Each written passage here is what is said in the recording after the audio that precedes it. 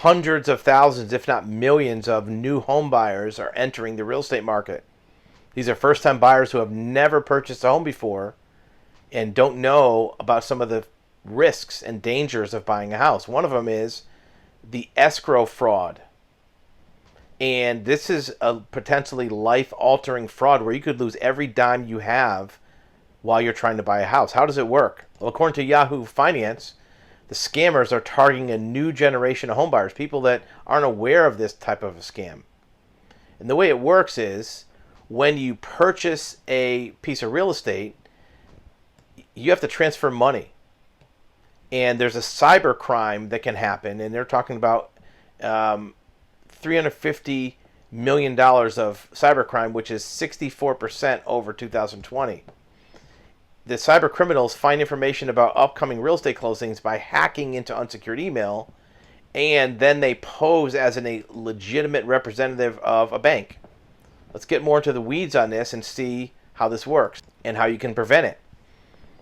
So when you buy a house, the first thing you do is you sign a contract with your realtor. And the contract will dictate, here is the price of the property, $500,000.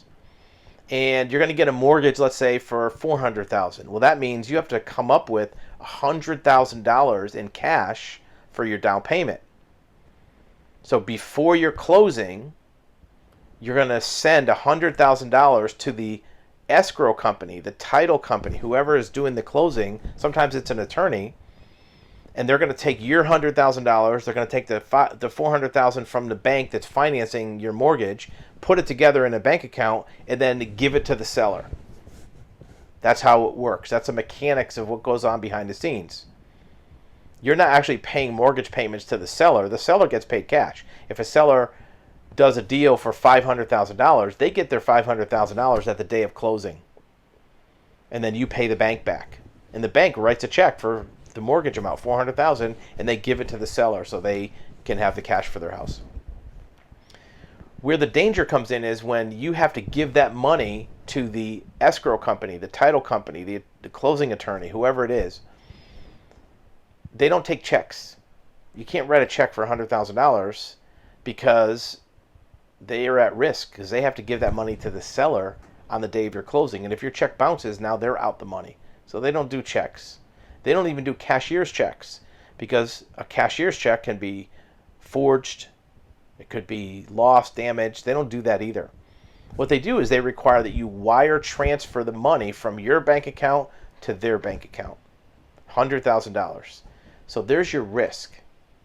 You have to wire transfer $100,000 from you to the escrow company. And once that money's wire transferred, it's gone. You can't get it back. You can't stop payment on a check. You can't file a lost cashier's check. It's gone. So what happens is criminals will look up real estate transactions. And they will find buyer information. Who's buying a piece of property. And they will send you an email that looks like it's from the title company. That says, here are your instructions for wiring the money. Account number 1234, routing number 456. Send this amount so you can close on your house. Congratulations. And you wire the money. And then 3 or 4 days later, you get a phone call from the real escrow company that says, hey, when are you going to send us your money? And you said, I already did. Oh no, that's a problem. So worst case scenario, your money's gone, and if you don't have another $100,000 laying around extra, you're out your house too, because the seller's not going to give you the house without all their money. The title company's not going to give you the deed to the house unless you give them the $100,000. If you wired it to the wrong place, out of luck. How can you prevent this? There's a very simple way that costs less than $1. To prevent this from happening. And you can see instructions on our website you see on the screen. You can do this for less than $1.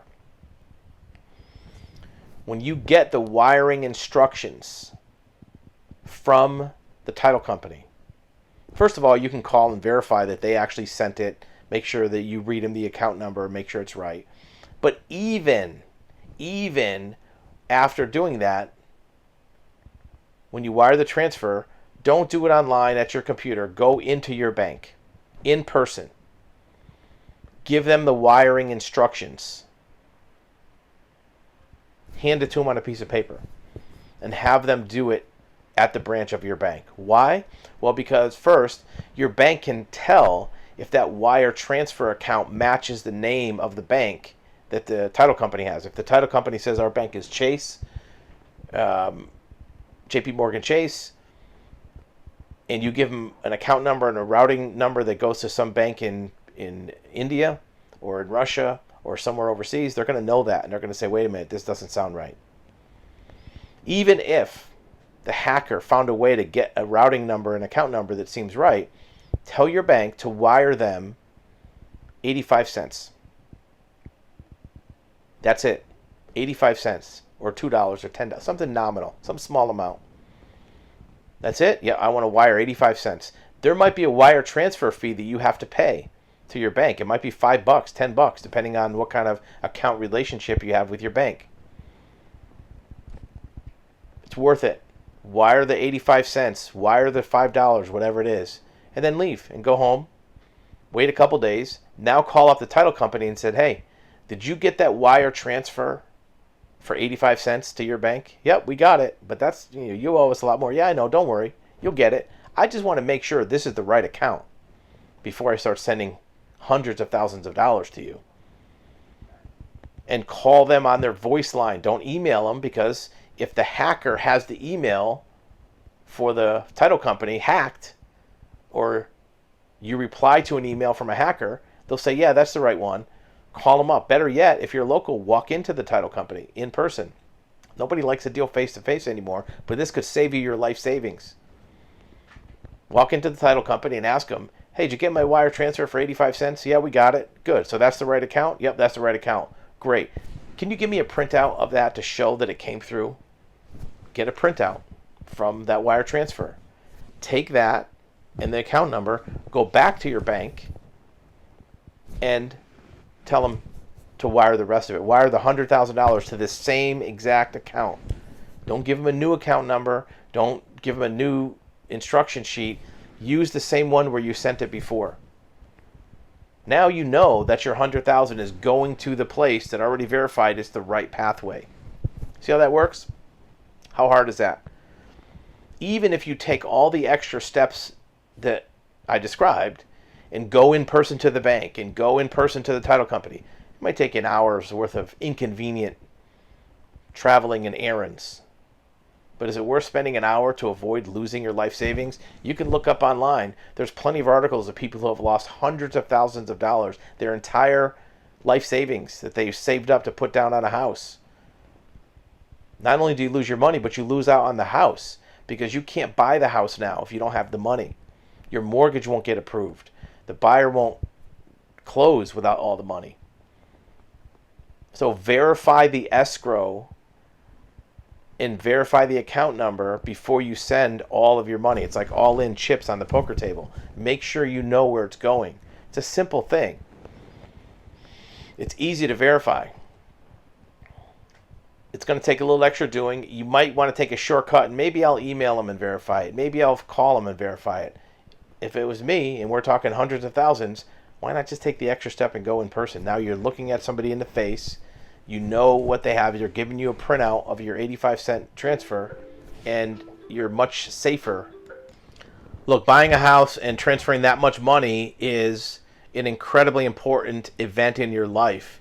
Spending a little extra time protecting that investment, making sure that nothing goes astray, is important. And you can talk to your title company or your escrow company or your closing attorney to verify all this and get more information, but that's a very good strategy to make sure that your hard-earned money doesn't go to some offshore account because they hack somebody's email or were able to contact you and pretend that they're somebody that they're not.